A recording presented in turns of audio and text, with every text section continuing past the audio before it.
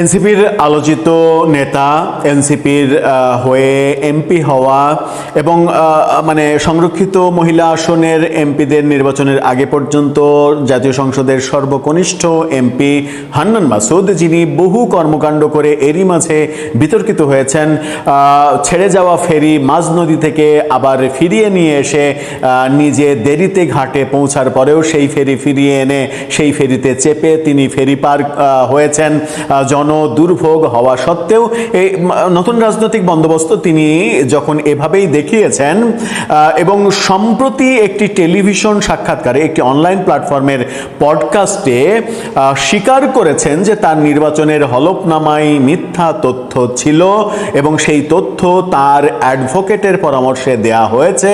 ঠিক সেই মুহূর্তে আমরা দেখছি উচ্চ আদালতে হান্নান মাসুদের এমপি পদ বাতিলের জন্য রিট করা হলো।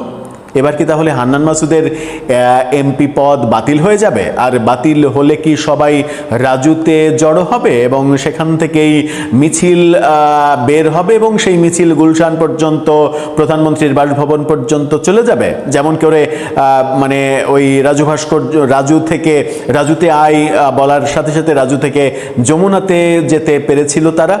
রাজু থেকে গুলশানের দূরত্ব অবশ্য বেশ অনেকখানি, কয়েক মাইল। দর্শক, চলুন একটু এই রিটের ব্যাপারে জানি যে এই রিট যদি আদালত আমলে নেন এবং আদালত আমলে নেওয়ার মতো যথেষ্ট ঘটনা এর মাঝে ঘটে গেছে, তার নিজের স্বীকারোক্তি একেবারে ভিডিও আকারে রয়েছে, সেরকম মুহূর্তে শঙ্কা তৈরি হয়েছে হান্নান মাসুদের সংসদ সদস্য পদ চলে যায় কিনা। থাকবেন দর্শক, বলছিলাম এনসিপির নেতা, এনসিপির এমপি হান্নান মাসুদের সংসদ সদস্য পদ বাতিল করার জন্য রিটের কথা। ইন্ডিপেন্ডেন্ট টেলিভিশনের এই শিরোনামটা দেখে নিন। সেখানে যেটা বলা হচ্ছে সেটা হচ্ছে যে এমপি হান্নান মাসুদের এমপি পদের বৈধতা চ্যালেঞ্জ করে হাইকোর্টের রিট। এটা যদি হাইকোর্ট আমলে নিয়ে নেয় তাহলে তার এমপি পদ বাতিল হয়ে যাবে। কি বলা হচ্ছে?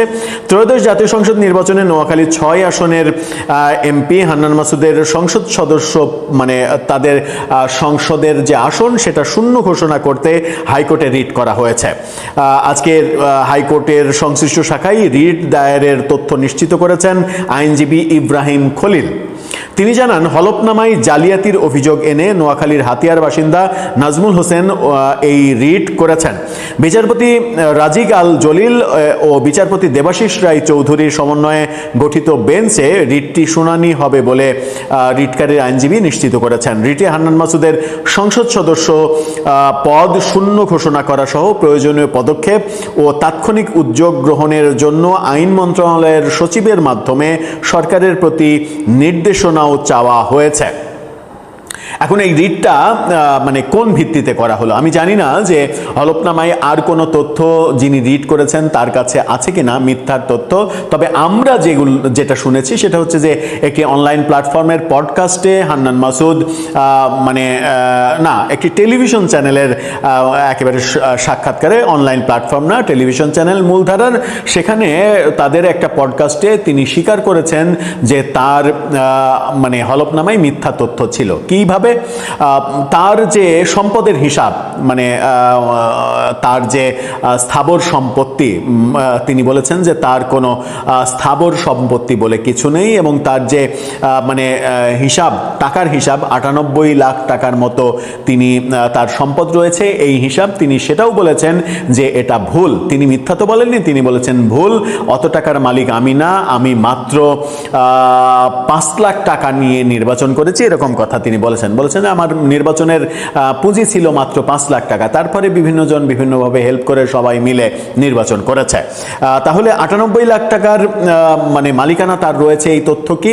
তিনি বলেছেন যে হলফনামায় টাকা পয়সার হিসাব নিকাশ এগুলো মূলত আমার অ্যাডভোকেটের পরামর্শে দেয়া হয়েছে, তিনি এগুলো মেনটেন করেছেন এবং অ্যাডভোকেটের ভাষ্য ছিল যে এই টাকার অঙ্কটা বেশি করে দেখালে পরবর্তীতে যে বিজনেস এবং আমার যে চলমান বিজনেস, সেই বিজনেসে হবে, সুবিধা পাওয়া যাবে। বিজনেসের ক্ষেত্রে নানা রকমের ক্যালকুলেশন থাকে, বিজনেসের ঋণ পাওয়া সহ নানা ধরনের ক্যালকুলেশন থাকে, সেখানে অনেক সুবিধা পাওয়া যাবে। এই কারণেই অ্যাডভোকেটের পরামর্শে এই ভুল তথ্য দিয়েছেন তিনি নিজে কিন্তু স্বীকার করেছেন। ভুল মানেই মিথ্যা। যেটা আপনি ভুল তথ্য দিয়েছেন, আপনি বলছেন ভুল, নির্বাচন কমিশন সেটাকে বলবে যে এটা মিথ্যা তথ্য দেওয়া হয়েছে, এবং এটা যদি প্রমাণিত হয় এবং আদালতে তার ওই টেলিভিশন চ্যানেলের সাক্ষাৎকার এবং সেই ভিডিও যদি গৃহীত হয়, তাহলে নিশ্চিত করে বলা যায় যে মানে এই নির্বাচনী হলফনামায় তিনি মিথ্যা তথ্য দিয়েছেন, এটা প্রমাণিত হয়ে যাবে। আর নির্বাচন কমিশনের আইন বলছে শুধু নির্বাচনের আগে না, নির্বাচনের পরে, নির্বাচিত হওয়ার অনেক পরে, সংসদ শেষ না হওয়া পর্যন্ত 5 বছরের যে কোনো সময়ে যদি হলফনামার তথ্য মিথ্যা প্রমাণিত হয়, তাহলে তার সংসদ সদস্য পদ বাতিল করে দেওয়ার ক্ষমতা নির্বাচন কমিশনের রয়েছে। এখন দেখার বিষয় এই নির্বাচন কমিশন তাদের মেরুদণ্ড কতটা সোজা, কতটা শক্ত, তারা হান্নান মাসুদ অর্থাৎ এনসিপির নেতার ব্যাপারে এরকম সিদ্ধান্ত নিতে পারেন কিনা, কিংবা আদালতের যে রায় সেই রায়েই বা নির্বাচন কমিশনের প্রতি কোনো ধরনের ইনস্ট্রাকশন আসে, নাকি এই রিট খারিজ হয়ে যায়। দর্শক, আপনার কাছে কি মনে হয়, এই রিটটা কি গৃহীত হবে? নির্বাচন কমিশন কি এই ব্যাপারে ভাবতে বাধ্য হবে? আপনার মতামত জানিয়ে লিখতে পারেন আমাদের কমেন্ট বক্সে। বাংলাদেশের শ্রমজীবী মানুষ, বিশেষ করে রিক্সা চালক, ভ্যান চালক, অটো চালক, বাস চালক, ট্রাক চালক, এই শ্রমজীবী মানুষগুলার একটা বিশাল অংশ বেগম খালেদা জিয়াকে ওইটা করতে চায়। কেন চায় জানেন? কারণ তার পুত্রের অপকর্মের কারণে। এটা কিন্তু মোটেও সমর্থন দেওয়ার মতো কোনো ঘটনা নয়। এরকম অসংখ্য ভিডিও সামাজিক যোগাযোগ মাধ্যমে ভাইরাল হয়েছে। জিয়াকে মরণোত্তর ওইটা করতে চায়। কতটা ক্ষুব্ধ হইলে বাংলাদেশের মানুষ একজন সাবেক প্রধানমন্ত্রীকে নিয়ে এই ধরনের কথা বলে? এটা কি বিএনপির সরকার বোঝে? এটা কি তারেক রহমান বোঝে? এটা কি শিলং সালাউদ্দিন বোঝে? এটা কি শামা উবায়েদ বোঝে? বোঝে না। তারা এগুলো দেখে তারা হয়তো বা মজা পায়। তারা তো আসছে বাংলাদেশে লুটপাট করার জন্য, পকেট কাটার জন্য। বাংলাদেশের মানুষের পকেট কিভাবে কাটা যায় সেইটাই তাদের ধান্দা, এর বাইরে তো কোনো ধান্দা নাই। তারা তো রাষ্ট্র পরিচালনা করার জন্য আসে নাই। 6 মাসে, অর্থাৎ বিএনপি ক্ষমতা গ্রহণের 6 মাসে বাংলাদেশের আইন শৃঙ্খলা পরিস্থিতির একটা নথি আজকে প্রথম আলো সংবাদ প্রকাশ করেছে। আপনারা দেখেন, ডাকাতির ঘটনা ঘটছে 1169টি, খুনের ঘটনা ঘটছে 1779টি, ছিনতাইয়ের ঘটনা ঘটছে 405টি, নারী শিশু নির্যাতনের ঘটনা ঘটছে 11,165টি, অপহরণ ঘটছে 512টি, পুলিশের উপর হামলা হয়েছে 317টি, চুরি হয়েছে 6,399টি। এইটা হয়েছে গিয়া বিএনপির সরকারের 6 মাসের আমলনামা। অথচ জ্বালানি সংকট, গ্যাস সংকট, আরো যা যা সংকট আছে, বিদ্যুৎ সংকট বাদ দেন, এইসব কিছু ছাপিয়ে একটা বেসরকারি প্রতিষ্ঠান দাঁড় করাইছে এই সরকারের কোনো একটা এমপি বা মন্ত্রী, এখনো তথ্য পায় নাই। এটার নাম হয়েছে ডপলা। এই ডপলার একটা জরিপ হয়েছে, সেই জরিপে বলা হইতেছে প্রধানমন্ত্রী তারেক রহমানের কাজে বাংলাদেশের 66.3% মানুষ সন্তুষ্ট। অর্থাৎ প্রধানমন্ত্রী তারেক রহমান 6 মাস রাষ্ট্র পরিচালনা করছে, এখানে 66.3% মানুষ তার উপর সন্তুষ্ট। মানে কি বলবো বলেন? গালি দিব? গালি দেওয়া যায়? বলেন আপনারা, গালি দিতে পারি? দ্রব্য মূল্যের ঊর্ধ্বগতি, জ্বালানি সংকট, গ্যাস সংকট, এলএনজি সংকট, তেল সংকট, বিদ্যুৎ সংকট, মানুষের জনজীবন বিপর্যস্ত, আইন শৃঙ্খলা নাই, তারপরেও তারেক রহমানের উপর বাংলাদেশের 66.3% মানুষ সন্তুষ্ট। এইটা কি আপনারা বিশ্বাস করেন? বাংলাদেশের মানুষ কি গর্ধব, মূর্খ? এইসব প্রতিবেদন, এইসব পরিসংখ্যান, এইসব জরিপ সমীক্ষা দেখিয়ে বাংলাদেশের মানুষের মন জয় করা যাবে? বলেন তো যাবে? আবার বাংলা নিউজ 24.com এর একটা সংবাদে দেখলাম, সেইখানে বলা হয়েছে আওয়ামী সমর্থকদের 52.5% প্রধানমন্ত্রীকে নিয়ে সন্তুষ্ট। মানে এরা কি গাঞ্জা খাইয়া রিপোর্ট করে নাকি টাকা দিয়ে রিপোর্ট করে, সেটা আপনারা বিচার করেন। মানে আওয়ামী লীগের উপর যে পরিমাণ নির্যাতন নিপীড়ন হইতেছে, আওয়ামী লীগের নেতাকর্মীদের যেভাবে গ্রেফতার করে জেলের মধ্যে রাখা হয়েছে, যে জেলের ধারণ ক্ষমতা 2000 সেখানে রাখা হয়েছে 6000, একদম মানে কি বলবো, একটা জঘন্য অবস্থা। গতকাল একটা জেলের সুপার এগুলা বলে দিয়েছে। এর মধ্যে নাকি আওয়ামী লীগের 52.5% মানুষ খাম্বা তারেকের উপর সন্তুষ্ট। এগুলা গাঞ্জা ঘড়ি কথা বললে বাংলাদেশের মানুষ বিশ্বাস করবে? বলেন তো। মানে গালি কি এমনি এমনি আসে?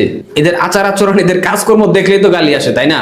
যাই হোক, মূল যেটা বিষয়, এই সরকার তো মার্কিনীদের দাস, পশ্চিমাদের কাছে বাংলাদেশটা বেচা দিয়া বাংলাদেশের যে সহায় সম্পত্তি আছে, যে অর্থ আছে, সেইগুলা পশ্চিমাদের হাতে তুলে দিতেছে। এটা তো আপনারা 5 আগস্টের পর দেখতে পাচ্ছেন, ইউনুস করেছে। ইউনুসের যে ধারাবাহিকতা সেটা তারেক রহমান রক্ষা করতেছে। রাশিয়া যে এখানে দক্ষিণ এশিয়া এবং বিশ্ব বাজারে 40% ছাড়ে এলএনজি বিক্রির জন্য ঘোষণা দেয়, সেখানে বাংলাদেশ কিনতে পারে না। কেন পারে না? কারণ ওই যে মার্কিন বাণিজ্য চুক্তি, যেই চুক্তির মাধ্যমে বাংলাদেশের অর্থনীতিকে মার্কিনীদের হাতে তুলে দেওয়া হয়েছে, বাংলাদেশের অর্থনীতিকে অবরুদ্ধ করা হয়েছে, এইগুলো তো বাংলাদেশের মানুষ বোঝার চেষ্টা করে না। আবার অনেকে বুঝেও প্রতিবাদ করে না, কারণ প্রতিবাদ করলে বিএনপির ভাড়াটে সন্ত্রাসীরা বাসায় গিয়ে হামলা করবে, আক্রমণ করবে। এটা তো আমরা দেখতে পাচ্ছি। গতকাল বিএনপির নেতাকর্মীদের অপকর্মের কারণে, তাদের সন্ত্রাসী কর্মযজ্ঞের কারণে নাটোরে হামলা এবং ভাঙচুরের কারণে মামলা করার কয়েক ঘন্টার ব্যবধানে নাটোরের ডিসি এবং ইউএনও তাদেরকে বদলি করে দিছে বিএনপি। বুঝেন বিএনপি কতটা প্রভাব বিস্তার করে প্রশাসনে, কিভাবে দলীয়করণ করেছে প্রশাসনকে। মানে ওদের আকাম কুকাম, ওরা হামলা মামলা ভাঙচুর করলেও ওদের বিরুদ্ধে মামলা করা যাবে না। বিএনপির টকাইদের বিরুদ্ধে মামলা করলে আপনার বদলি আদেশ নিশ্চিত। নাটোরের ডিসি এবং ইউএনওকে তৎক্ষণাৎ কয়েক ঘন্টার ব্যবধানে সেখান থেকে বদলি করা হয়েছে। অপরাধ মামলা কেন করলো, মামলা কেন নিল প্রশাসন? তাইলে পরে দেশটা কোথায় গিয়ে ঠেকেছে, কিভাবে চলতেছে, এটা ব্যাখ্যা করবার জন্য আর অন্য কোনো উদাহরণ প্রয়োজন নাই। বাংলাদেশের বর্তমান সরকার সেই মার্কিন বাণিজ্য চুক্তির গেরাকলে পইরা মার্কিন যুক্তরাষ্ট্রের কাছ থেকে মূল্যের থেকেও দ্বিগুণ বেশি দামে, অর্থাৎ 1 টাকার একটা পণ্য 4 টাকা দিয়ে কিনতেছে বাংলাদেশের সরকার। এই টাকা কি তারেক রহমানের বাপের টাকা, তারেক রহমানের মায়ের টাকা, তারেক রহমানের বইয়ের টাকা? না, এটা আপনার ট্যাক্সের টাকা, আমার ট্যাক্সের টাকা, জনগণের টাকা। যেখানে রাশিয়া 1 টাকার পণ্য 40 পয়সায় বিক্রি করতে চায়, সেখানে খাম্বা তারেকের সরকার 1 টাকার পণ্য 4 টাকায় মার্কিন যুক্তরাষ্ট্র থেকে কিনতেছে, একমাত্র কারণ মার্কিন বাণিজ্য চুক্তি। নীরব থাকবেন, চেয়ে দেখবেন বাংলাদেশের অর্থনৈতিক অবস্থা যে কতটা জঘন্য, আপনাদের কোনো আইডিয়া আছে? অতিরিক্ত টাকা ছাপিয়ে সরকার রাষ্ট্র পরিচালনা করতেছে, যার কারণে মূল্যস্ফীতি বৃদ্ধি পেয়েছে। কদিন পর দেখবেন ব্যাগ নিয়ে বাজার করতে যাবেন না, দেখবেন 1000 টাকার বান্ডিল নিয়ে বাজারে যাইতে হবে, কারণ টাকার মান একদম তলানিতে ঠেকে যাবে। ওইদিকে আগাচ্ছে বাংলাদেশ।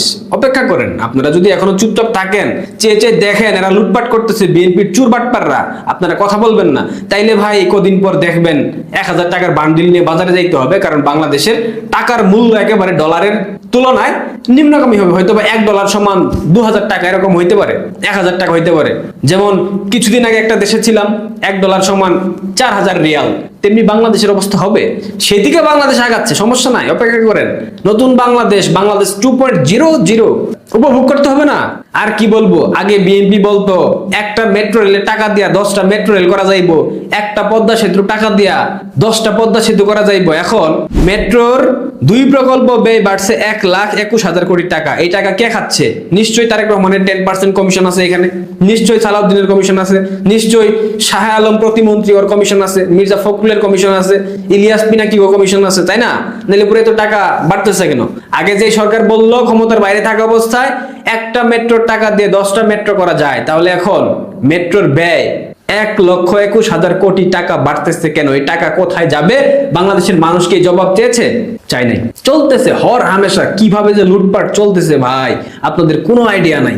বিএনপির প্রত্যেকটা এমপি মন্ত্রী লুটপাট করতেছে এবং টাকা হুন্ডির মাধ্যমে, বিভিন্ন এজেন্টের মাধ্যমে দেশের বাইরে পাঠাচ্ছে।